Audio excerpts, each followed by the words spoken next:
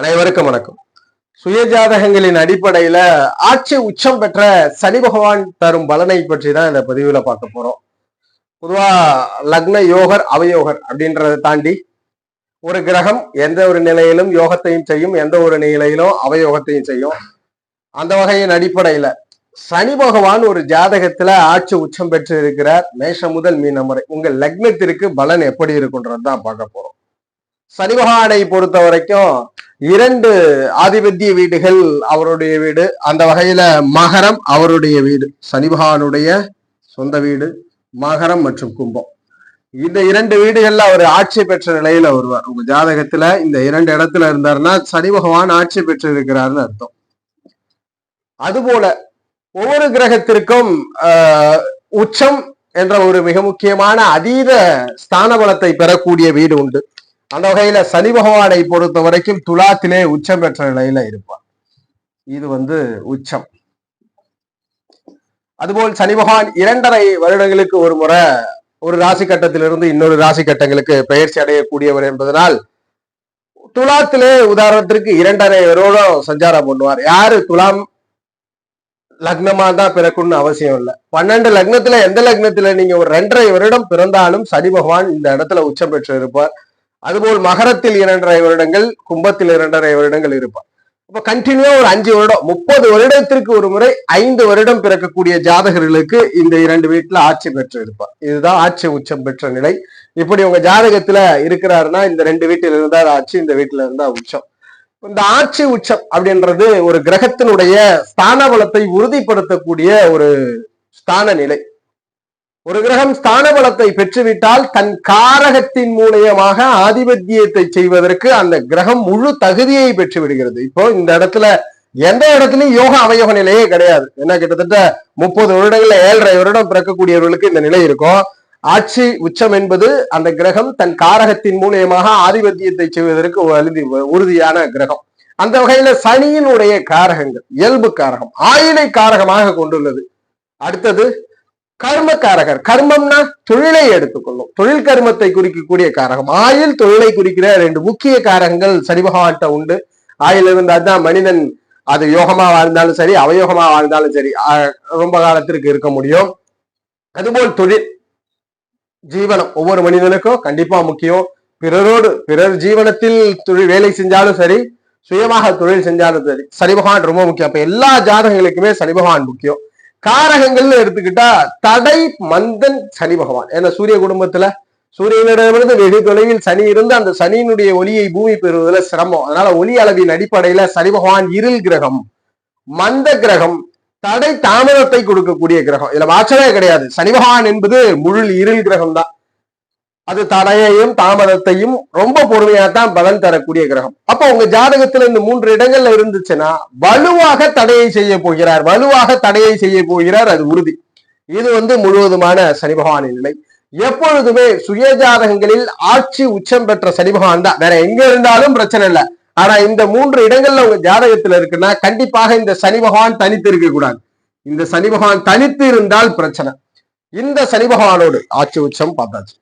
தனித்து சனி பகவான் ஆட்சி உச்சம் பெறுவது எப்பொழுதுமே கஷ்டம். வாழ்க்கையில ஆதிபத்தியத்தை ரொம்ப சிரமப்படுத்தும். அதை எந்தெந்த ஆதிபத்தியம் பார்த்துடலாம். அதுபோல் எப்பொழுதுமே சனி பகவான் ஆட்சியோ உச்சமோ பெற்றிருக்கிறார்னா லக்னத்திற்கு தகுந்தார் போல குரு தொடர்பு, சுக்கிர தொடர்பு அல்லது புதன், இந்த 3 கிரகங்களுடைய தொடர்பை கண்டிப்பாக பெற்றே இருக்க வேண்டும். ஜாதகத்தில் ஆட்சி பெற்ற சனி பகவான் இருக்கிறார், உச்சம் பெற்ற சனி பகவான் இந்த 3 கிரக தொடர்பை பெற்றிருக்கணும். ஆனா எப்பொழுதுமே ஜாதகருக்கு ரொம்ப சிரமப்படுத்தி ரொம்ப காலதாமதமாகத்தான் பலன் செய்யும். சனி பகவான் உறுதியா பலன் செய்யக்கூடியவர். ஒருவேளை இந்த மாதிரி உங்க ஜாதகத்துல ஆட்சி உச்சம் பெற்றிருக்குன்னா அந்த ஆதிபத்தியம் லேட் ஆகும். அதை பார்த்துடலாம். அந்த 3 கிரகங்களுடைய தொடர்பு பெற்றிருந்தா மட்டும்தான் இந்த சனி யோகம். தனித்து இருந்தா ஒருபொழுதும் யோகமே கிடையாது. ஜாதகரை அந்த ஆதிபத்தியத்தில் தனியா அழ வைப்பார்.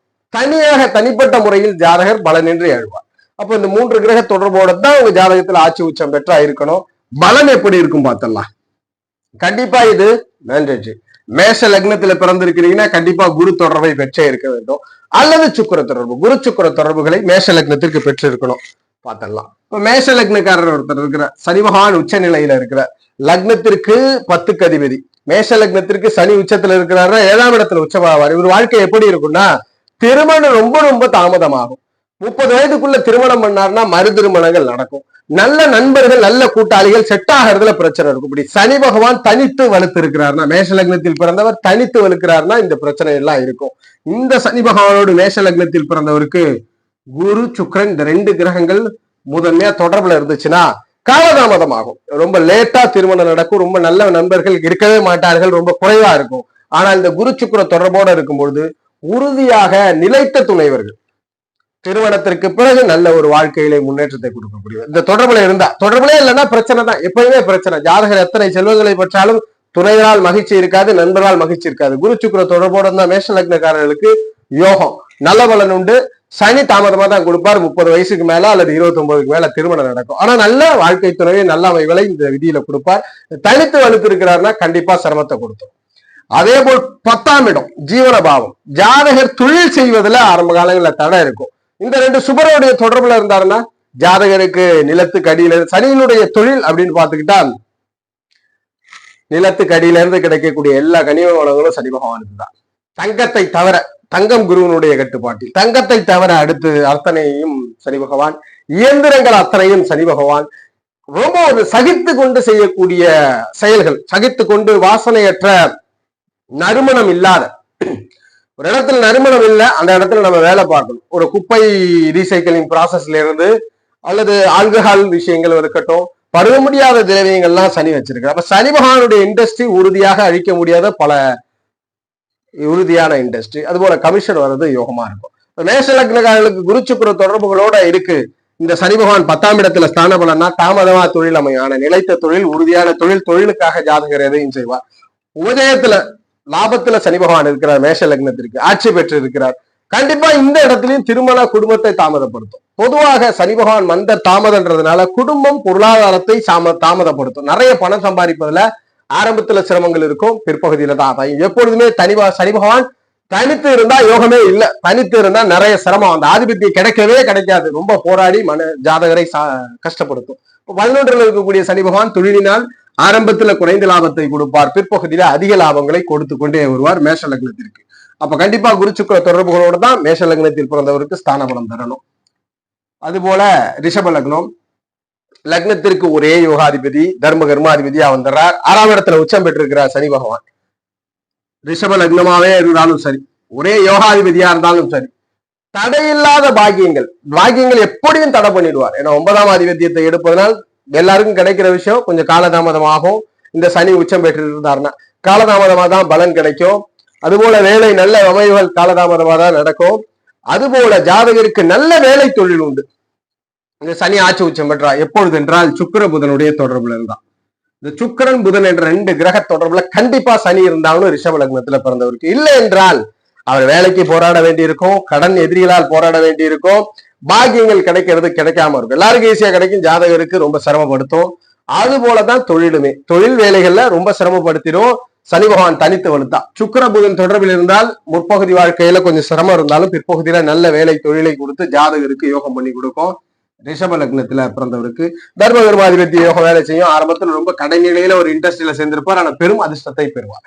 அதுபோல ரிஷபத்துல மிதுனத்துல பிறந்திருக்கிறீங்க. மிதுன லக்னத்திற்கு 8, 9ஆம் அதிபதி, இடமாற்றத்தை குறிக்கக்கூடிய இடம், டிரான்ஸ்பர் இது போன்ற அமைவுகள், பூர்வீகம் இல்லாத வெளியிடங்களை குறிக்கிறது இந்த 8ஆம் இடம்.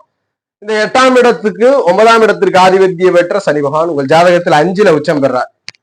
5ல உச்சம் பெற்றானா ஆரம்ப காலத்துல ஜாதகரால் பூர்வீகத்துல இருக்கிறது சாதகம் இல்லாம இருக்கும், பூர்வீகத்தை விட்டு வெளியில தான் ஆதாயத்தை கொடுக்கும். மிதுன லக்னத்தில் பிறந்தவருக்கு முற்பகுதி வாழ்க்கையில மனதில் மகிழ்ச்சி இருக்காது, பொருளாதாரத்தை சீர்குலைக்கும், பெரிய பெயர் புகழ் கொடுக்காது. ஆனா 30 வயதிற்கு மேற்பட்டு சிறந்த யோகத்தை கொடுக்கும். எப்பொழுது ஜாதகர் இடமாற்றத்தில் பூர்வீக இடத்தை விட்டு வெளியில் சென்றார்னா பெரும் பெயர் புகழ். எப்பொழுதுமே சனி தனித்து வலுக்க கூடாது. இங்கேயும் புதன், சுக்கிரன், குரு, இந்த இடத்துல 3 கிரகங்கள்ல ஏதாவது ஒன்று மிதுன லக்னத்தில் பிறந்தவருக்கு தொடர்புல இருந்துச்சுன்னா இடமாற்றத்திற்கு அப்புறம் பெரும் அதிர்ஷ்டத்தை கொடுத்துரும். இடமாற்றத்திற்கு அப்புறம் வாழ்க்கையிலே பெரும் யோகங்கள், குழந்தை பிறந்த பிறகு பெரும் யோகங்களை ஜாதகர் அனுபவிப்பார். 8ஆம் இடத்துல ஆட்சி பெற்றிருக்கிறார் சனி. மறுபடியும் இந்த 3 கிரகங்கள் தொடர்புல இருந்துச்சுன்னா பூர்வீகம் இல்லாத வெளியிடங்கள்ல பெரும் வாழ்க்கை, புது சொத்துக்கள், புது லாபங்களை கொடுக்கும். 9ஆம் இடத்துல சனி இருக்கிறார் மிதுன லக்னம். நிறைய பேர் மிதுன லக்னத்திற்கும் யோகாதிபதி தான். 9ல சனி இருக்கிறவங்க பார்த்தா முற்பகுதி வாழ்க்கையில அவ்வளவு கஷ்டம், வெளியில் சொல்ல முடியாத துன்பம். ஏன்னா பாக்கியத்தை தடை பண்ற எல்லாமே சரியான வயதுல ஒருத்தருக்கு போய்கிட்டு இருக்குன்னா ஜாதகருக்கு நடக்கவே நடக்காது. மிதுன லக்னம் தான், சனி யோகாதிபதி தான், சனி தசையே நடந்தாலும் சரி, சனியோட தொடர்பு கொண்ட தசை நடந்தாலும் நடக்கவே இல்லை. சனி தொடர்புல தசைனாலும் ஜாதகருக்கு பாக்கியன்ற ஆதிபத்தியம் லேட்டா தான் கிடைக்கும். எல்லாருக்கும் ஈஸியா கிடைக்கிறது. ஜாதகர் தந்தையினால் செய்ய முடிந்தாலே எதை செய்ய மாட்டார், அல்லது செய்யக்கூடிய திராணி இல்லாத நிலையில இருக்கும், அப்ப தாமதப்படுத்தும். அங்க குரு சுக்கிர புதன் தொடர்புல இருந்தா கண்டிப்பா நிலைத்த பாக்கியம். சில பேர் பாத்தீங்கன்னா வேலை லேட்டா கிடைக்கும், ஆனா பெரிய ஜாபா கிடைக்கும். தொழில் லேட்டா அமையும், பெரிய தொழிலா அமைஞ்சிடும். திருமணம் லேட்டா அமையும், நல்ல வாழ்க்கை துணைவர் கிடைப்பார். அதுக்கெல்லாம் காரணம் பாக்கியத்தில் சனி தொடர்பு கொண்டு புதன் சுக்கிர தொடர்போடு மிதுன லக்னத்துல இருக்கணும். கண்டிப்பா இந்த 3 இடங்கள்ல இருந்தா புதன் சுக்கிர குருவோட தொடர்புல இருக்கணும் அப்படின்றது விதி. அது போல கடக லக்னம், கடக லக்னத்திற்கெல்லாம் பொது விதியின் அடிப்படையில முழு அவயோக கிரகம் சனி பகவான். கடகத்திற்கும் அதே விதிதான். கடகத்தில் யார் ஜனனிச்சிருந்தாலும் கண்டிப்பா சனிக்கு குரு தொடர்பு கிடைச்சே ஆகணும். அடுத்து லாபாதிபத்தியம் வந்தாலும் சரி, இந்த குரு தான் முதன்மையான தொடர்பு. அடுத்ததா புதனை எடுத்துக்கொள்ளலாம். மற்றபடி சுக்கிரன் இங்கு சாதகம் இல்ல, திருமண வாழ்க்கையை பாதிக்கும். குரு புதன் தொடர்போட கடக லக்னத்திற்கு இருக்கணும். கடக லக்னத்துல 4ஆம் இடத்துல சனி வச்சோன்னா கடக லக்னக்காரங்க அவ்வளவு கஷ்டப்பட்டு வீடு வாகன சொத்தை அனுபவிச்சிருப்பார். கல்வியில ஒரு தடை ஏற்பட்டிருக்கும். 4ஆம் இடத்துல உச்சம், ஒரு கிரகம் உச்சம் பெற்றிருக்கு, அதிக பலனை செய்யுமா? செய்யும், காரகத்தின் மூலியமா செய்யும். அப்ப ஆரம்பத்துல எஜுகேஷனை தடை போடணும், பிடிச்சதை படிக்க முடியாது, இல்ல டிராப் அவுட் ஆக செய்யும், நிறைய சிரமப்படுத்தும். அப்படியே கல்வியில சிரமப்படுத்தலைன்னா வாகனம் வீடுன்றது ஜாதகருக்கு ரொம்ப லேட் ஆயிடும், ரொம்ப காலதாமதமா கொடுக்கும். ஆனா இந்த இடத்துல நிலைத்த வீடு, நிறைய பேர் எல்லாம் வீடு வாங்கியிருப்பாங்க, ஒரு 10 வருஷத்துல அந்த வீடே ரீசேல் பண்ற மாதிரி வந்துடும். சில பேர் வீடு வாங்கியிருப்பாங்க, அதை அடுத்த தலைமுறைகள்லாம் அனுபவிக்கும். சனி ஒருவர் தான் அடுத்த தலைமுறைக்கு நாம் சேர்த்த செல்வங்களையும் நாம் சேர்த்த வளங்களையும் பெயர் புகழையும் கொண்டு செல்லக்கூடிய காரக கிரகம். சனி இல்லைன்னா எவராலையும் அடுத்த தலைமுறைக்கு எதையுமே கடத்த முடியாது. அந்த வகையில 4இல் சனி இருப்பவர்களுக்கு குரு புதன் தொடர்போடு இருப்பது கண்டிப்பா அவசியம்.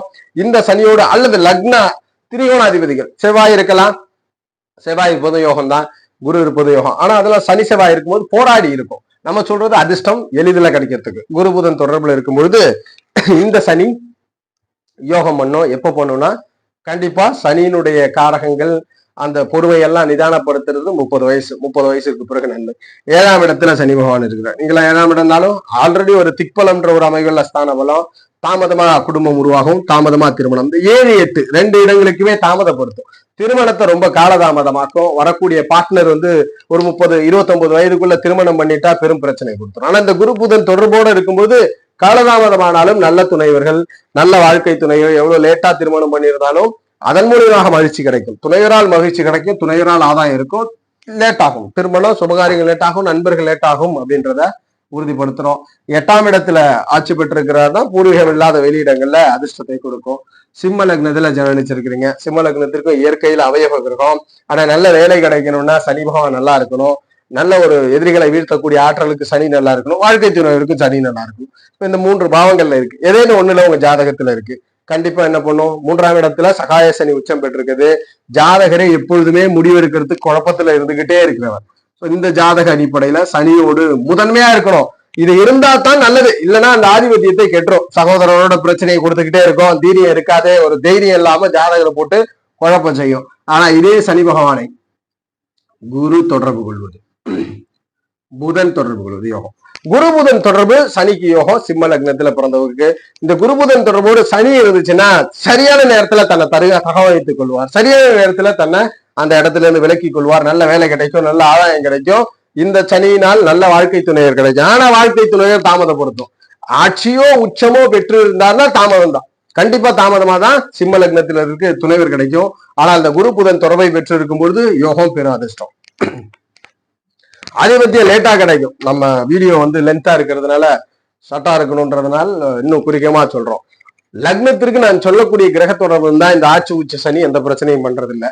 கிரக தொடர்புலன்னா இந்த ஆட்சி உச்ச சனி அந்த ஆதிபத்தியத்தை கெடுக்குது, ரொம்ப லேட் ஆக்குது, தடை பண்ணுது. கன்னி லக்னத்துல பிறந்திருக்கிறீங்க, சனி பகவான் உச்சம் பெற்று இருக்கிறார். 2ஆம் இடம்னா வாக்குஸ்தானம் குடும்பஸ்தானமாச்சே. லக்னத்திற்கு யோகாதிபதியா வந்துடுறார், 5, 6க்கு அதிபதி. நல்ல குடும்பத்தை கொடுக்கணும் தானே. ஆனா இந்த சனி பகவான் தனித்து இருக்கிறாருன்னா அவ்வளவு சிரமம். குடும்பம் உருவாகவே இது உருவாது. ஒரு 10 ரூபா காசு சம்பாதிக்கிறதுக்கு ஜாதகரை அவ்வளவு சிரமப்படுத்தி கொடுக்கும். 2ஆம் இடத்துல இருக்கக்கூடிய இந்த சனி பகவான். ஆனா 5ஆம் இடத்து சனி பகவான் பூர்வீகத்துல கௌரவமே இருக்காது. ஏதாவது ஒரு அவப்பெயரை வாங்கி கொடுக்கும். அவப்பெயரினால் பூர்வீகத்தை விட்டு காலி செய்யக்கூடிய நிலை, வேலையும் அவ்வளவு சிரமப்படுத்தும். அதே சுக்கிரன், புதன், குரு இந்த 3ல் 1 தொடர்பு வென்றிருந்தால் கன்னி லக்னத்தில் பிறந்தவருக்கு இந்த சனி பகவான் ஜாதகருக்கு கௌரவ பெயர் புகழை கொடுக்கும். எப்ப கொடுக்கும்? எல்லா அமைப்புகளிலுமே 29 வயதிற்கு பிறகுதான் சனி செயல்படும். அதற்கு முன்பு செயல்படுறது இல்லை. ஸ்தான பலத்தை பெற்ற நல்ல குடும்பம், நிலையான வருமானம் இதெல்லாம் கொடுக்கும் சுக்கிர புதன் குரு தொடர்புல இருந்தா. இல்லை என்றால் ஜாதகரை சிரமப்படுத்தி குடும்பத்துல கஷ்டத்தை கொடுக்கும். சுக்கிர புதன் குரு தொடர்புல இருந்தே ஆகணும். ஆட்சி உச்சம் பெற்ற சனி பகவான்.